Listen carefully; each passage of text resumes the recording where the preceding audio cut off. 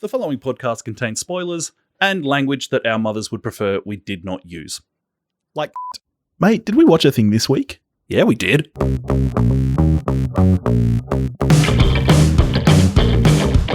Howdy, howdy, howdy, and welcome to We Watched a Thing. It's B Dizzle and Toph. How you doing, Toph? I'm fine. How are you? I'm pretty good. What have you been up to? You've been watching anything good? Oh yeah, I've been watching a bunch of stuff. You're not gonna tell me about That's what I do.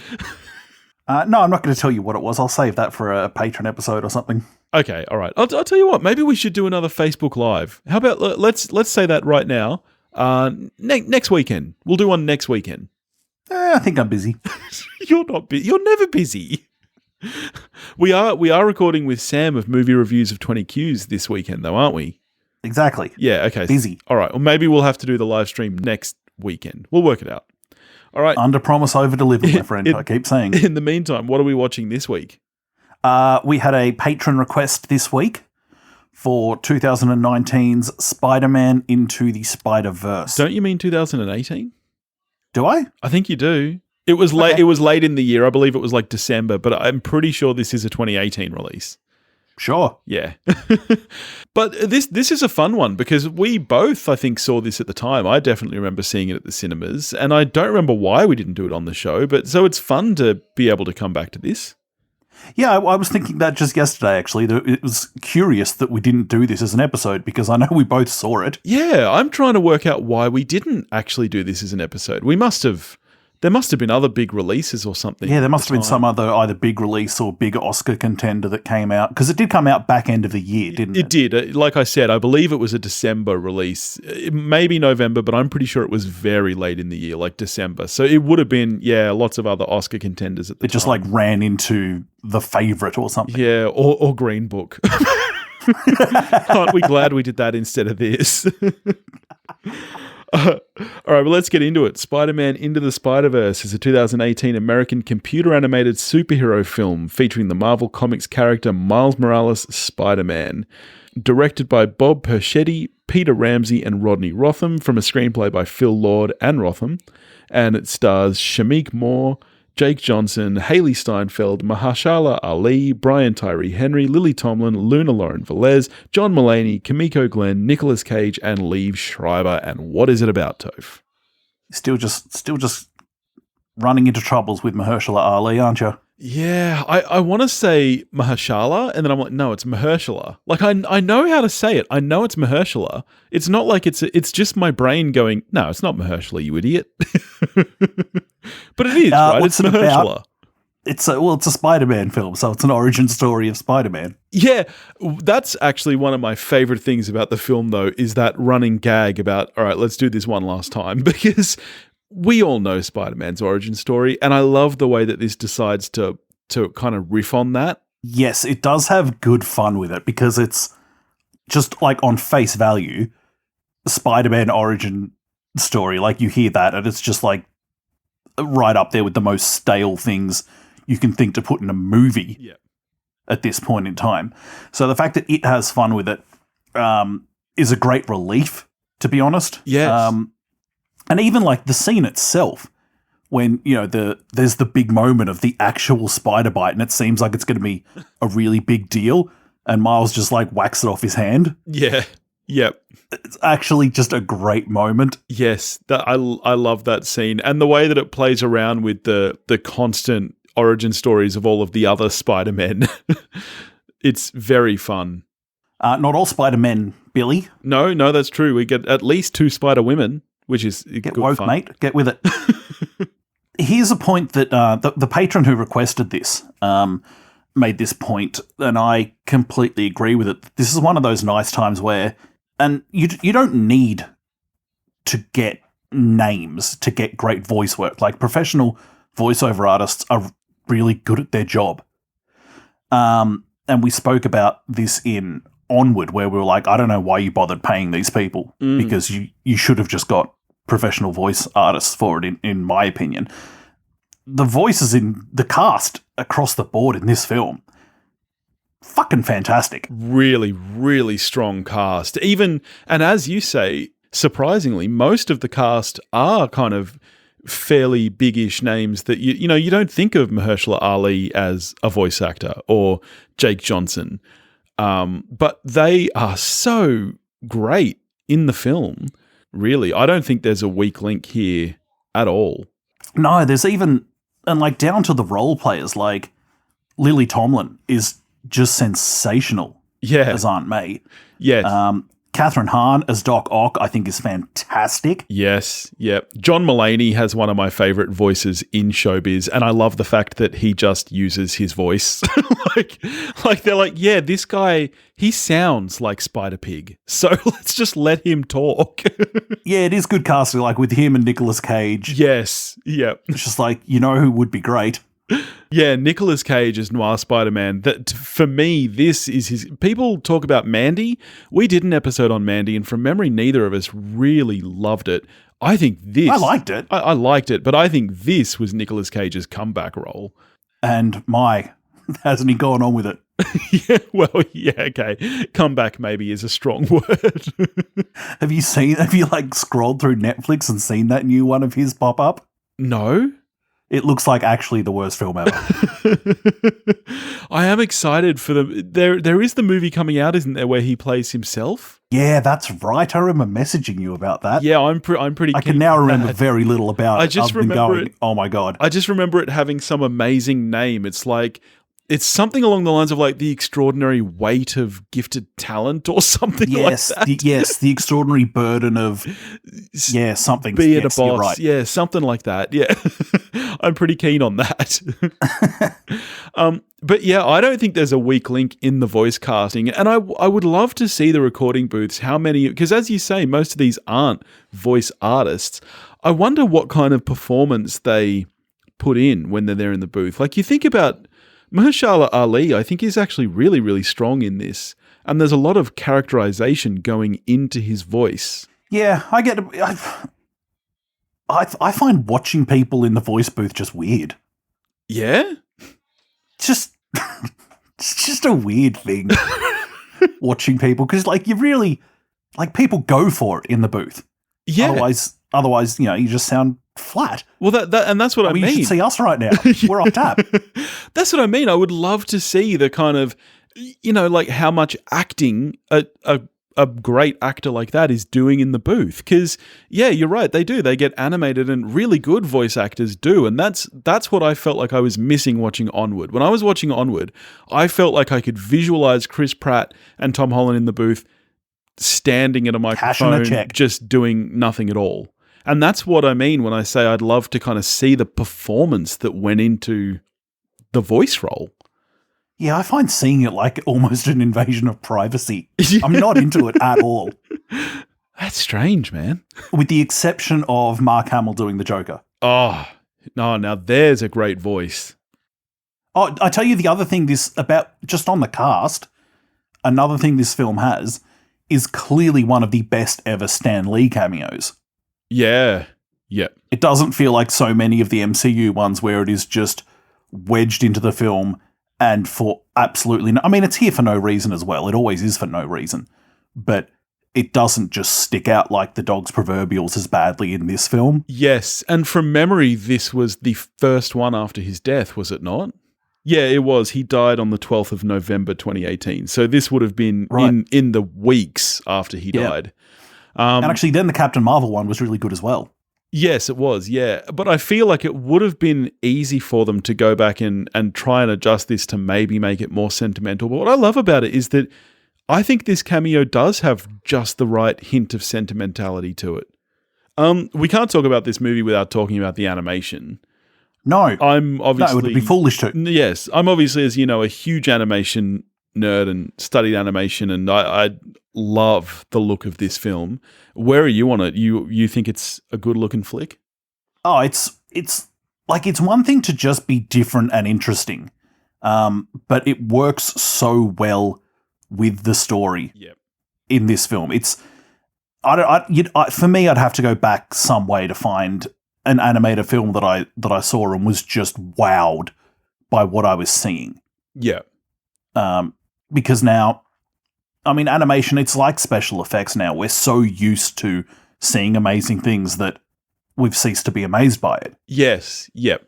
Then this film comes along and really just knocks you back in your seat with, firstly, I mean, just how good the animation is. It is just awesome. And then how inventive a lot of the elements within the animation are. Like, you know, I mean, the rendering of people in the film is fantastic. It's like just the right amount of realistic without being so close to people that it's weird that they're not people. It kind of treads that line really well. Yeah. But then it also, you know, adds in, you know, those elements, the kind of comic book looking elements, which you can imagine a world where that doesn't work at all. It's like, oh, you're trying too hard. Yeah. And they fucking nail it in this film. Yep, it is completely unique, and it, as you say, it works so well with hand in hand with the storytelling, and things like, you know, even the onomatopoeia, like the splashing up of words like bam and crash, and you know, that kind of thing has been toyed with before. It's never worked this well before, for sure, because it really, really is a part of the storytelling here. It's more than just an effect. And it just works so well. The blending of different techniques that they've done here, like, as you say, the rendering, it's almost cel-shaded, but not quite. There is more depth there than that. And then what they've done is, after they've rendered the 3D, they've gone over and hand-drawn elements over the top. It's the blending of the 2D and the 3D that composites so well together. Everything it's almost mind-boggling. Like, you think about the work that would have gone into this and the different kind of skills that are needed. And it's no wonder that this had a huge crew. I think when they did concepts, I think they started with about 6 to 10 animators. And by the end, they had over 170.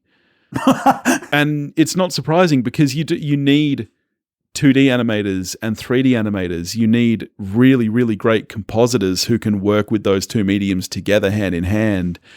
And just what they've ended up with is so, so beautiful. And there's such great choices in there with, like, the specific color palette of the film. Kind of gives it an identity of its own. The things that are like, when I think of traditional filmmaking, and I'm thinking about, like, camera and lighting choices, and those choices are really evident in this film. The, you know, in quotation marks, lighting of the film is phenomenal. Yeah.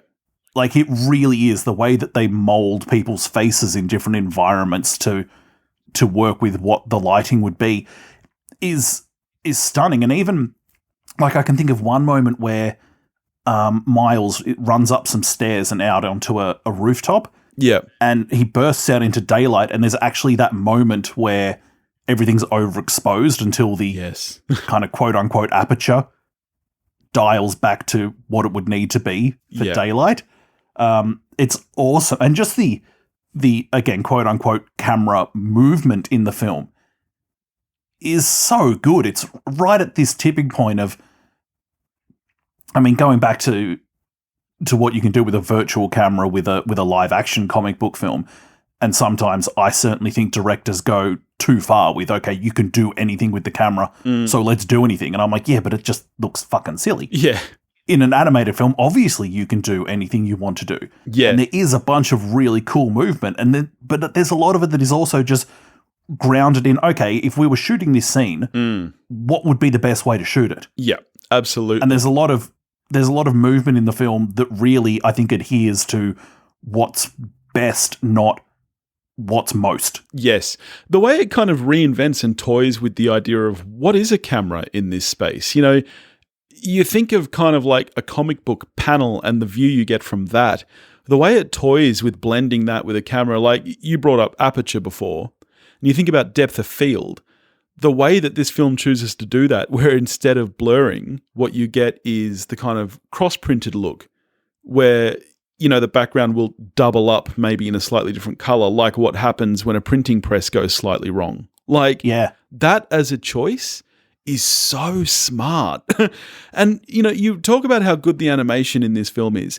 Think about this sentence for a second and how smart it is that in a cartoon film, you can look at a character like Spider-Ham and go, well, that's a cartoon character. Like the way that it's able to differentiate between the different styles all blended together, you know, with him being completely flat without shading, even in, as you're talking about the lighting, really lit environments, he never gets shadow on him. Like a choice like that, it's really, really smart filmmaking. Yeah, watching it a second time, I was just like, and this is coming from someone, like I'm not a comic book reader, but I was thinking that if I was, I imagine that this is exactly the film I want. Yeah, yeah. I would have thought. Yeah. And has in it, like, just truly one of the greatest shots in an animated film I've ever seen. That leap off the building Yeah. at the end, where with the inverted skyline, is just... Yes. Like, I think we said this at the time when we were talking about the nominations for the Oscars that year. And I stand by this, that I think that this is probably, for me, certainly in the 5 best directed films of that year and should have got a nomination. Yeah. 100%. Because even things like what it's able to do in scenes like where he's I was going to say taped to his chair. He's not. He's webbed to his chair and can't talk when his dad comes by to tell him about his uncle. Yeah, and the pool of shadow like, spilling out from under the door. Just, yeah. It's such an effective scene. Yeah, yeah. As a kind of non-animation nerd yourself, did you notice any of the really subtle choices? Like, for example, I don't know if you know about like the frame rate on the film? No, it was pointed out to me by the patron who requested this, that for a lot of the film, Miles is animated at 12 frames a second instead of the usual 24. Oh, okay. What I picked up, actually, I don't think it's just Miles. I actually think the film itself, I think there are certain scenes where Miles might be the only character in 12, but I think that this film actually fully switches between 12 and 24. I'm certain that the opening scene, where the real, in quotation, Spider-Man is telling his origin story, I'm pretty sure that entire segment is in 24. And then after that, I noticed that the vast majority of the film, I think, was fully in 12. And to me, that really does it's like, you know, when you watch the Lego movie, and that I think is even less than 12. That to me looks like 10 or so, and that's clearly to give that stop motion look. Mm-hmm. What I noticed from the 12 is that it gives it that more kind of jittery. It almost looks like if you were to flick through a comic book and, you know, the pages are flicking. That's the kind of look that I got from it, which I thought was really, really smart. But yeah, there may be scenes where it is just Miles in 12, but I thought it was a really cool decision. I'd be interested to know how many things there are in the film that I haven't noticed, and that there's just no way with my knowledge of whether it be comic books or anything else that I'm just not going to get. Because there was a couple of things this time, like there's a point where Miles winds up just down on the ground after taking a big fall, and he's got Jackie Robinson's 42 around him, which I certainly didn't notice the first time. Yeah, and it just made me wonder how much is in this film that is going straight over my head. I suspect a lot. Possibly, yeah. So a bunch of the characters I absolutely love and think that like the coming together of the various spider peeps is great. Yep. Having mentioned before, like how well this film can do emotional scenes, while I don't like dislike the character and it's funny, I don't need Spider-Ham in this film. Really? I absolutely don't, because I become way less invested and think like any possibility that anything bad might happen, that there's any risk in this scene or anything, for me just vanishes because of the existence of, as you've pointed out, a blatant cartoon character. Really? Yeah, I'm not here for it. Okay. I don't. And actually, ditto the robot spider. Yeah, well, I was just going to ask that question. I was going to ask if you feel that way about Spider-Ham. Why not the anime spider? Yeah, I do. Yeah, right. Okay. I mean, I don't feel that at all. I still feel that as you were saying, I think one of the best things the film does is how grounded it can be. And for a comic book film that is, I would say, the most comic book film ever, like clearly the most comic book film, I think it actually does leave you with a sense of quite realism. Like it's weird to say that in a film that is literally about multiple universes but yeah, I feel that the character of Miles in particular is so grounded, and the way that New York is portrayed, which has always been why I've loved Marvel over DC, is that it's very clearly set in the real world. The majority of these heroes are in New York, and the way that New York is portrayed in this film is so grounded and real that I feel it kind of grounds everything else together. Yeah, there's an argument for just picking up on your real world thing. I think there's an argument either way there. Like, one is that, yes, it's placed in the real world, so therefore more relatable. I think the counter argument is that you're watching these fantastical things that clearly do not fit in our world, that it makes sense to go, all right, this is in Metropolis. Just go with it. Yeah. In the same way that if you place something 2,000 years into the future, you're so far removed from our society that you can kind of do whatever. Yeah, right. I don't think one's right and one's wrong. I think there's cases either side for it. Interesting. I mean, I agree. I don't think one's right or wrong, but to me, I've always preferred the grounding just on a personal level. Yeah, and for me, the grounding just goes out the window as soon as Spider-Ham is fucking on screen. Yeah, okay. That's interesting. Another thing about the film that I don't love is Kingpin. And that's not to say that I couldn't love that villain. Yeah. But I have no knowledge of this character. Right. So I'm just looking at this person who can go toe-to-toe with Spider-Man and like literally catch cars out of the air. Yeah. And I'm like, what the shit is going on here? Yeah, okay. And the film actually doesn't remotely make me care about his Plight backstory with his family. The family and whatever. Like, I just don't care. And I'm just bewildered by who this person is who can fucking catch cars. Yeah. Kingpin's always been a very strange villain like that because he is human. It does differentiate him from, say, you watch Doc Ock, who, as you said, I think she's fantastic in this film. Easily my favorite portrayal of Ock. And it kind of, you don't need the tentacles and stuff explained because it's robotic, or like, for example, the lizard. Like, the lizard isn't human. Like, none of the other Spider-Man villains are really straightforward humans. Like, you think of the Vulture and stuff. It is easier to forgive the lack of realness to them. But you're right, because Kingpin is just established as a man, and with a very human backstory, it does become a little bit harder to swallow the fantastical elements of him. Yeah, because like you said, like Doc Ock, I think is great. What's the baddie name of Miles' uncle? Prowler. Like, yeah, I think Prowler's really cool.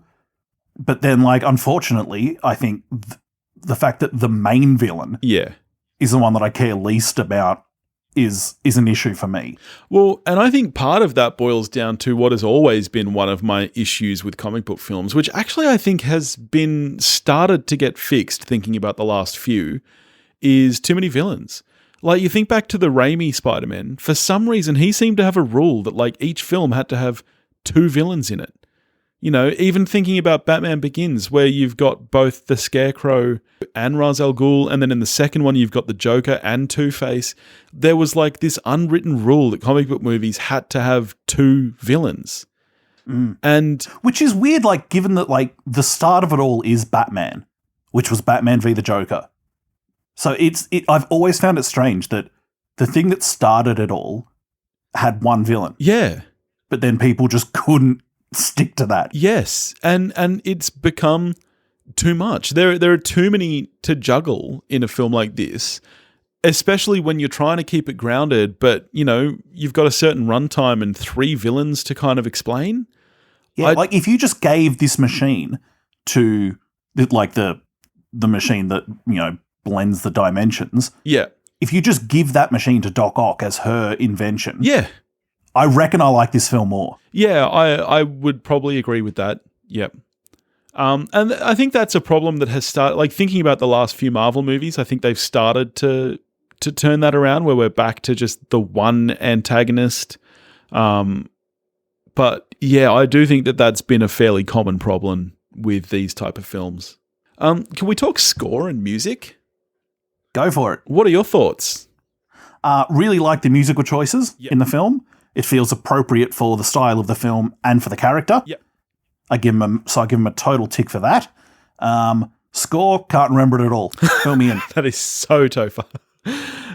I really, really enjoy the score in this film. It's quite electronic based. It's kind of seems to, maybe the reason you don't remember it so much is because it does blend very well with the song choices. Like it almost, a lot of it would feel like, soundtrack rather than score. Yes, yeah. And I think that's a really smart choice. Again, I think it just lends to the grounding of the film. It all feels, this is one of those films for me where the score feels much more character-based, if that makes sense. Like the score, I think, is there to really highlight Miles, who he is, what he's going through in the moment, rather than where the story is. And I think that's a really great choice because the story is Miles, I think. As you say, it's an origin story, effectively. So I think that's a really cool decision. And also the sound design of the film. Oh, yeah. Whether it's with, the spider sense tingle or anything, there's great work there that I think if this film is live action, I reckon it gets Oscar nominations for sound. Yeah. All right. So obviously sounds like we're both super positive on it. How are you scoring it? Yeah, this, like, if it weren't for the things that bugged me about this film, I could well see it being even a 9. But there are things that do bug me about it. I still I really do like this film. It's a 7 out of 10 for me. Right. I am a 9. The things that bug you actually, to me, just kind of add to, maybe it's just because I like John Mulaney so much, but I'm totally okay with Spider-Ham. And I mean, if you're going to accept the big anime robot, and even Noir Spider-Man, who is so clearly not a possible reality in our universe. I find him hugely relatable. Because sometimes you burn matches to your fingers just to feel something. Miserable alcoholic. He's my guy. See, for me, if you're going to swallow all that, then I have absolutely no problem getting on board with Spider-Ham. So, I'm a 9. I think that it is one of the most well put together animated films of all time. I think it's written really, really well. I'm curious to see what they're going to do with the sequel and how they're going to handle that, which has been pushed back now due to Corona. I think we're getting it 2022 or 2023 at this point. But yeah, I'll be really curious to see how they handle that because to me, this totally doesn't need it. Yeah. Do you just go the Green Goblin now and be like, all right, that was a pretty sweet establishing film. Now we can roll in the main event? I mean, I guess. And we've established Gwen as his love interest now. So do they go down that route of having Green Goblin kill Gwen? I mean, this is a different Gwen, and she's obviously herself got powers. So, yeah, I'm just curious to see where they go here and how they treat the story. So, I guess we'll see. All right, what are we getting to next week, buddy? No idea. We've got another Patreon request. Do we? We do. We have been asked to check out Roman Polanski's Chinatown. Right. I almost watched that like 2 days ago. Huh. Glad I didn't, because I wouldn't have taken notes. Have you seen it before? Oh, yeah, a bunch. I never have. I've never seen it. So, right, well, good film, that. Well, yes, I hear this. So I, for one, am glad that it's been demanded of us because it means I'll finally force myself to watch it. So, yeah, that's what we'll be doing next week, I guess. Cool. Cool. In the meantime, if you want to get in touch with us, you can do that at wewatchedathing.com or wewatchedathing@gmail.com. You can find us on Facebook, Instagram, and Twitter, all under the handle @wewatchedathing.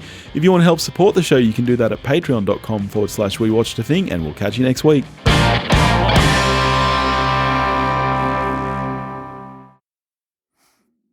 Oh, did you hear that grumble? No. Oh, it's definitely there. You'll hear it on the track. My gut is in agony, like badly. I just had dal for lunch, so Oh, I shouldn't have much resistance. be joining me soon. Oh, it's really bad. If I have to like stop and run to the toilet halfway through this. That's why. Yeah. Oh, shit. Never trust a fart. Okay. I think What do you reckon you've eaten? I think it was these spicy chicken wings I had for dinner last night. I was devastated. My favorite restaurant, I was going to get it for my birthday last night. They changed their opening hours this week to closed on Tuesdays. Oh. And I was like, you motherfuckers. And so Noosk was like, oh, well, is there something else you want? And I was like, anything else I get is just going to feel like second best. So I would rather just get like cheap crap food tonight and save that for like later.